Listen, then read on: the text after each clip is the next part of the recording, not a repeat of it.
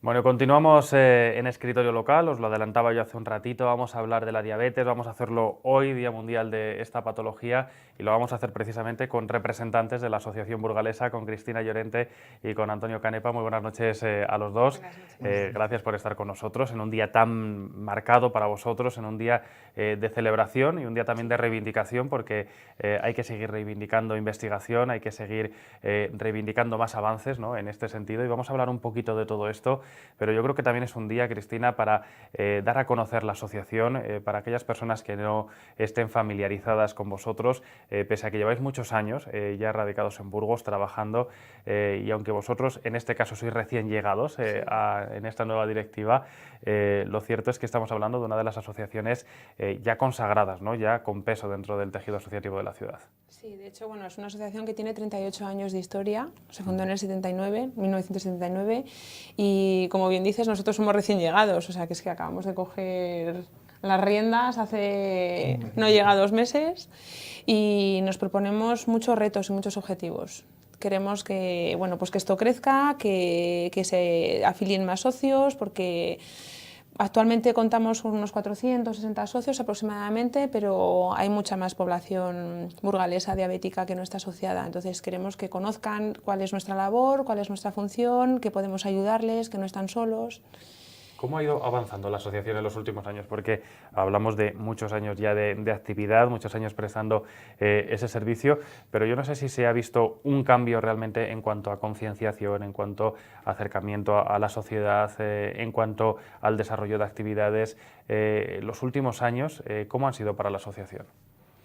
Yo los años que he vivido en la asociación, que son 3, desde que mi hija debutó, pues se ha organizado, pues siempre se organiza alrededor del Día Mundial de la Diabetes, como ha sido hoy, pues un ciclo de conferencias a lo largo de la semana bueno, pues con el objetivo de informar a la gente acerca de las posibles complicaciones, de cómo fomentar hábitos de vida saludables, cómo prevenir la aparición de la diabetes tipo 2.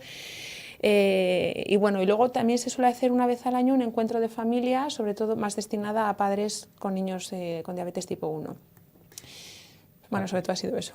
Antonio, y en este sentido, y aunque sois recién llegados, como lleváis también tiempo familiarizados con la asociación, ¿percibís que el desconocimiento sigue estando presente a la hora de hablar de la diabetes? Llevamos todo el día escuchando en medios nacionales, internacionales, precisamente acerca de esta patología, pero ¿sabemos a qué nos estamos refiriendo cuando hablamos de la diabetes? ¿O pensamos que es algo que no nos va a tocar? En general, no sé qué impresiones tenéis en un día como el de hoy. Sí, bueno, es muy buena pregunta porque dependiendo de la esfera donde tú te muevas, va a depender el grado de conocimiento que tengas respecto de la enfermedad.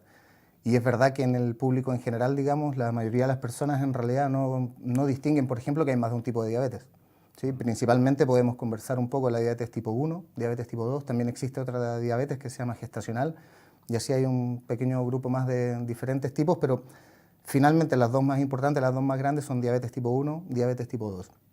Y como se mencionaba en la conferencia de ayer, por ejemplo, que lo único que tienen en común estas diabetes es el nombre, porque en realidad la sintomatología puede ser la misma, que es concentración elevada de azúcar en sangre, ¿vale? Pero el proceso por el que se produce es totalmente distinto. Entonces hay una, digamos, que es la diabetes tipo 1, que también se llama insulino dependiente, que da principalmente a los niños pequeños, que hay una malfunción dentro del páncreas, hay una isla con diferentes células, digamos, y una de ellas que son las células beta, que están a cargo de producir la insulina, que es la que nosotros necesitamos para regular los niveles de azúcar en sangre. Ellas dejan de funcionar. También hay toda una teoría de por qué dejan de funcionar estas células. Algunas son virales, están relacionadas con la respuesta autoinmune del cuerpo, ¿sí? También la diabetes tipo 1 pertenece a este gran grupo de autoinmune, como el celiaquismo, el lupus, diferentes enfermedades. Pero el páncreas deja de producir la insulina, por eso son insulino dependientes. Estos chicos, bueno, también te puede dar un poco mayor, pero es más raro. ¿Sí? Hace poco salió una señora de 30 y algo años, pero muy, muy raro. Normalmente te da en los primeros 10 años de vida.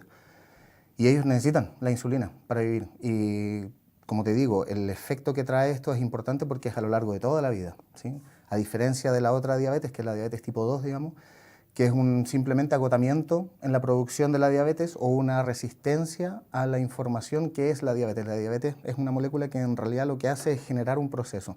Ese proceso, digamos que es incorporar el azúcar que está en sangre, que pasa a la musculatura y que te da energía. Con nuestro ritmo de vida, con nuestra, digamos, la manera en que nos comportamos, tanto alimenticiamente como conductualmente en términos de deporte. También de esto hay que aclararle un poco a la gente, siempre se le echa mucha culpa a nosotros como individuos, que también es cierto, tenemos que ser más responsables a la hora de escoger nuestros alimentos, tenemos que ser más responsables al momento de elegir nuestro día a día, nuestros ejercicios diarios, aunque sea caminar, pero también es verdad que deberíamos hacer un llamamiento a la industria, por ejemplo, a la industria alimenticia, que deberían de, entre comillas, poder mejorar un poco, a lo menos te dar la libertad de poder seleccionar distintos tipos de alimentos. Para algunos casos estamos un poco así sesgados, limitados. Sí, sí. Entonces, como te mencionaba, esta diabetes tipo 2, cuando tú comienzas a sentir los síntomas, normalmente ya has llevado bastante tiempo sufriendo tu cuerpo con ello. Principalmente le da a la gente mayor, gente adulta, como te digo, gente que ha, digamos, gastado toda la insulina que ha tenido o que su cuerpo ha creado cierta resistencia a la insulina por haberla utilizado mucho, por comer muchos alimentos, no solamente azúcares, también incorporan aquí los carbohidratos, asociaciones de carbohidratos con grasas, ¿sí? Vamos, que el día a día típico de muchos que no debería ser así. Me gusta que lo expliques así, Antonio, porque habrá mucha gente que no tenga ni idea de todo esto, ¿no? Porque lo asocia directamente al azúcar, tenga a lo mejor la creencia de que nada tiene que ver el resto de cuestiones y estamos viendo cómo dependiendo, ¿no?, de ese tipo, la alimentación, los hábitos de vida, al final todo influye, ¿no? Sí, todo influye. Y claro, como te digo, en estas personas mayores pues hay un cálculo, un cómputo, más o menos casi la mitad de las personas que lo padecen y no lo saben. ¿Sí? Entonces nosotros lo que estamos reforzando, sobre todo con estas actividades, por ejemplo la que se hizo hoy día, durante la mañana con el Colegio de Farmacéuticos y en la tarde nosotros en la asociación, de la gente pudiese calcular con un índice que existe de masa corporal, con distintos parámetros, la probabilidad que tienes de generar esta diabetes y luego te puedes medir in situ, se midió in situ hoy día en la tarde, la cantidad de glucosa en sangre que tenía la gente. Entonces es súper bueno porque lo importante es una detección precoz. Si tú ves que estás recién comenzando con esto, pues lo atajas a tiempo, como se dice, y lo puedes llevar mucho mejor. Cuando ya, por ejemplo, empiezas a tener fallas en otros órganos, por ejemplo la vista, cuando empiezas a tener problemas a la vista asociado a la diabetes, eso es un tema avanzado. Y eso, por supuesto, pues requiere, no es que esté todo perdido, no, pero requiere un mayor Hay esfuerzo. que tratar, ¿no?, de adelantarse precisamente a esos acontecimientos. Sí. Y en este sentido, Cristina, lo decía Antonio, ¿no?, la detección precoz juega un papel fundamental. Es básica, ¿En sí. qué momento nos encontramos a la hora de hablar de esa detección, a la hora de hablar de si se ha avanzado o no también en este sentido? Porque parece que era una asignatura pendiente, ¿no? Yo creo que sigue siendo una asignatura pendiente, porque bueno, pues ahora mismo, como decía Antonio, 1 de cada 2 diabéticos no saben que lo son, aproximadamente. Entonces, se estima que hay 422 millones de personas diabéticas en el mundo. Si no hacemos nada por cambiarlo, esa cifra se estima que aumente hasta los 700 y pico millones de aquí al 2040, lo que es una cifra brutal. Supone un 12-13% del gasto sanitario, que es una barbaridad. Y bueno, por darte una cifra que a mí personalmente me sorprendió mucho hace poco, del presidente de la Federación Española de Diabetes, el gasto en costes directos generado por la diabetes el año pasado fue superior al del cáncer. Sin embargo, todo el mundo tiene esta enfermedad en la cabeza y la diabetes es como la gran desconocida, ¿no? Es una enfermedad silenciosa. No duele, no da síntomas, hasta que cuando, como bien decía Antonio, los diversos órganos del cuerpo que pueden verse afectados ya aparecen esas complicaciones, puede ser demasiado tarde. Claro, hasta que uno también se familiariza, ¿no?, o tiene algún caso, a lo mejor no es tan visible, ¿no?, que es como comenzábamos precisamente esta conversación. Hablamos de esa necesidad de que se conozca que uno puede tener esta enfermedad, pero ¿y si hablamos de investigación, en qué punto nos encontramos? Porque este también parece otro de los grandes temas, ¿no?, la necesidad de avanzar en lo que pueda ser una cura, ¿no?, para la diabetes, más allá de lo que estamos. Yo no sé si esto se trata de una utopía, podemos avanzar, se puede hablar también de que se ha adelantado los últimos años en este sentido. Yo creo que bueno, se ha investigado mucho en cuanto a tecnología, o sea, avances que te permiten mejorar tu calidad de vida, pues en cuanto a bombas de insulina, medidores continuos de glucosa, bueno, pues aplicaciones que te permiten generar reportes que para tu mejor autocontrol tú puedas establecer tus pautas y ver, pues bueno, pues tengo que subirme la insulina o tengo que bajarla. En cuanto a tecnología se ha avanzado mucho. Y se está investigando mucho también, aunque yo creo que esto es muy desconocido, para encontrar una cura para diabetes tipo 1. Mañana tendremos precisamente una charla con la Fundación Diabetes Cero, que yo desde aquí invito a todo el mundo a que acuda, de verdad, porque es realmente interesante. Esta fundación está formada por padres, madres, adultos con diabetes que lo que buscan es una financiación para una investigación duradera en el tiempo, ¿no? Y consistente. Entonces, líneas de investigación hay desde hace mucho tiempo. Hay, pues, como decía Antonio, que la diabetes, hablando ya de la diabetes tipo 1, solamente, en el 95% de los casos es autoinmune.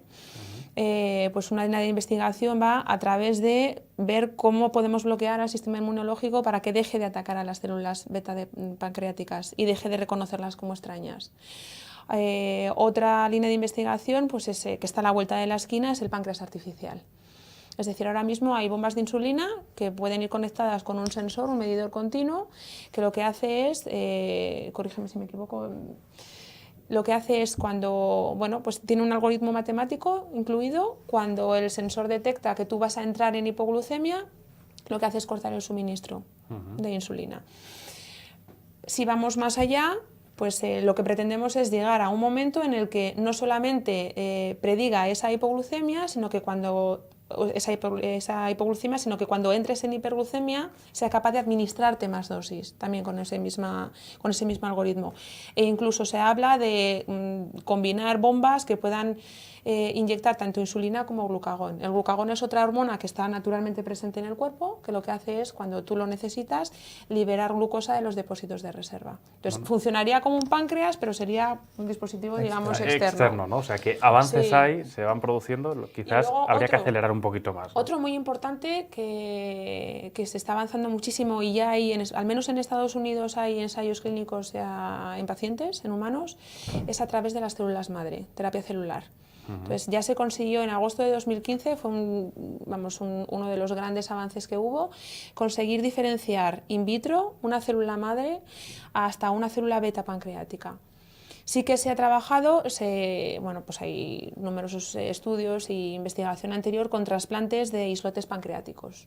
Pero si no hacemos nada en el sistema inmune, al final acaba atacándolo de nuevo. Entonces, bueno, pues sí que se ve que hay una reducción de la necesidad de la insulina, pero dura 4 o 5 años. Entonces, se puede combinar las dos cosas y luego el riesgo que había anteriormente a este descubrimiento es que lo que hacían era diferenciar las células madre hasta un estadio anterior a las beta, digamos que se quedaban en pre-beta.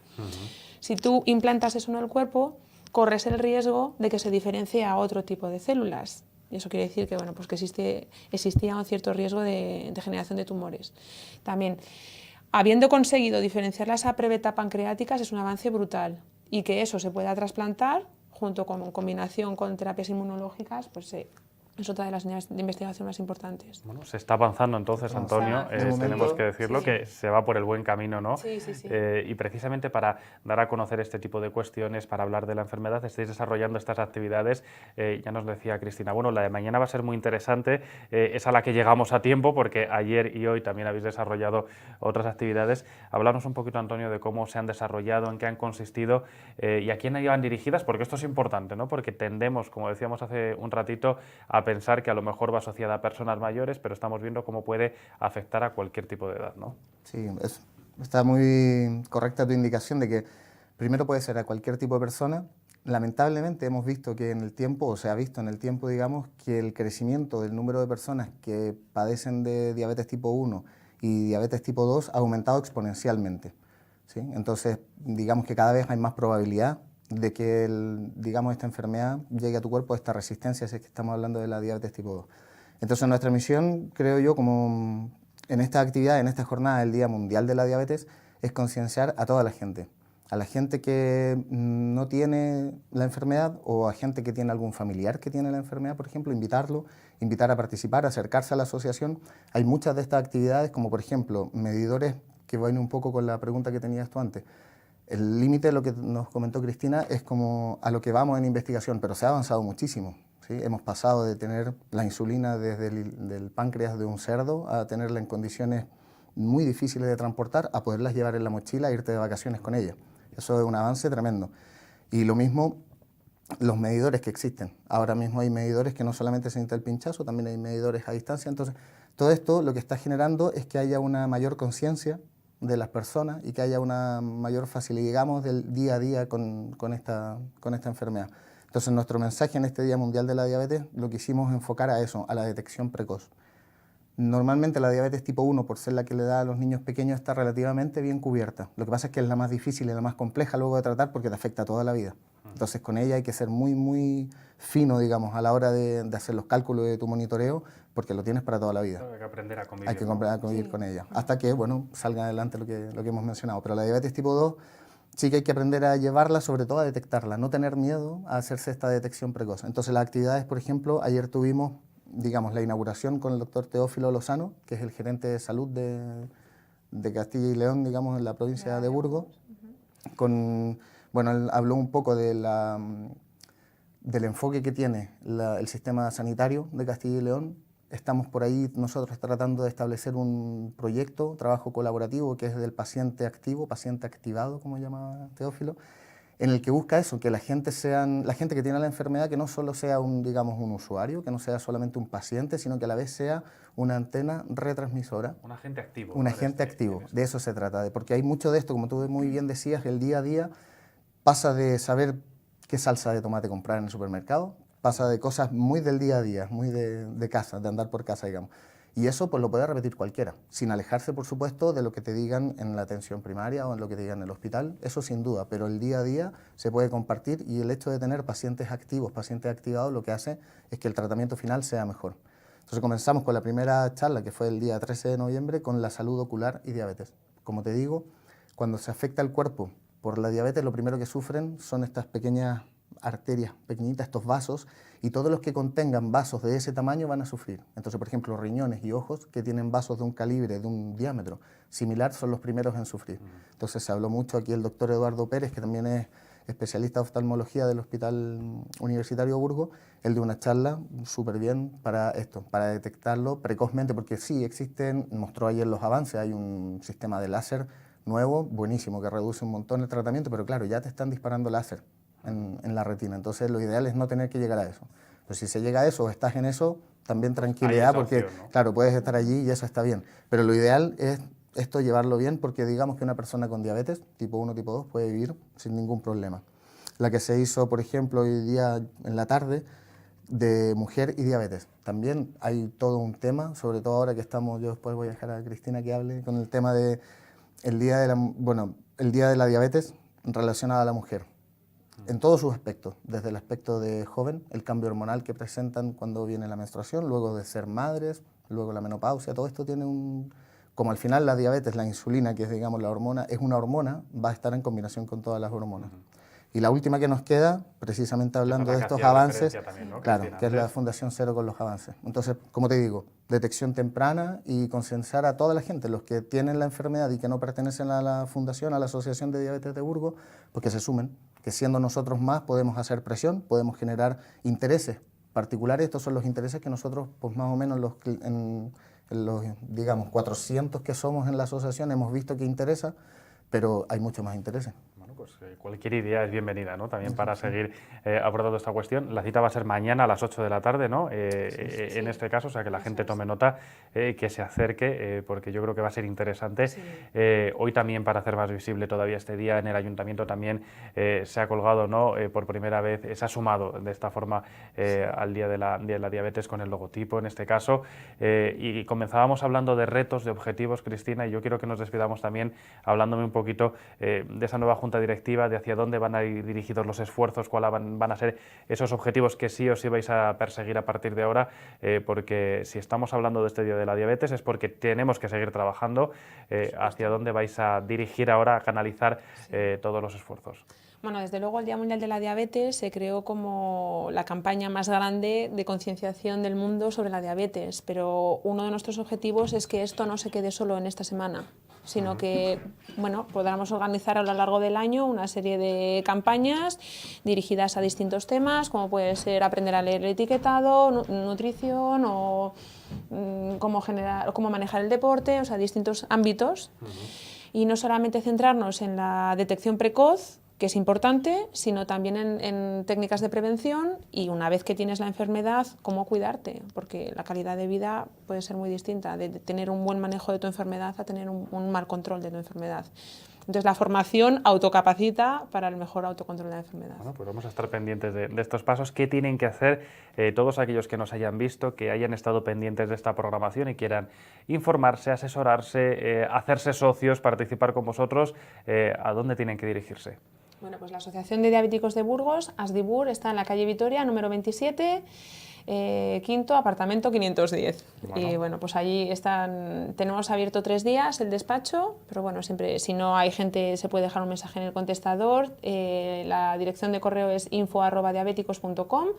Si nos mandan un email también nos pondremos en contacto y bueno, estamos para ayudar a todo el mundo, diabéticos y no diabéticos y todo el que necesite información. Somos un organismo más formativo. Bueno, pues dicho queda, os agradezco mucho los dos que hayáis estado este ratito con nosotros, que nos veamos dentro de un tiempo y podamos hablar de avances, no sé si avances tan grandes como los que nos has contado, pero sí que se van produciendo algunos en materia de investigación, también de concienciación, de visibilidad, que todo ello es importante y que nos veamos también con nuevas iniciativas. Me gustaría hacer, si puedo, Dinos. una reseña final, que es que en el programa de actividades que hemos comentado pues, y que ha llegado a todo el público adulto, no viene incluido las actividades que se han hecho en el colegio. Entonces, pensemos que un 70% de los casos de diabetes tipo 2 se pueden prevenir con unos hábitos de vida saludables y que esos hábitos de vida muchas veces vienen inculcados desde la adolescencia. Entonces, que estas iniciativas se promuevan en los colegios y que se den a conocer es muy importante.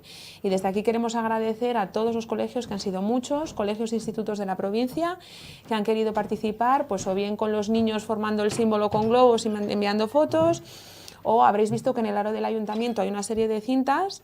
Esas cintas, cada una tiene el emblema de un centro que ha querido mostrar así su apoyo con el colectivo diabético. Bueno, pues una parte más, ¿no?, de esta celebración, sí. También. Muchísimas gracias, Antonio, Cristina, por estar con nosotros. Gracias. Espero que nos veamos pronto y nosotros continuamos.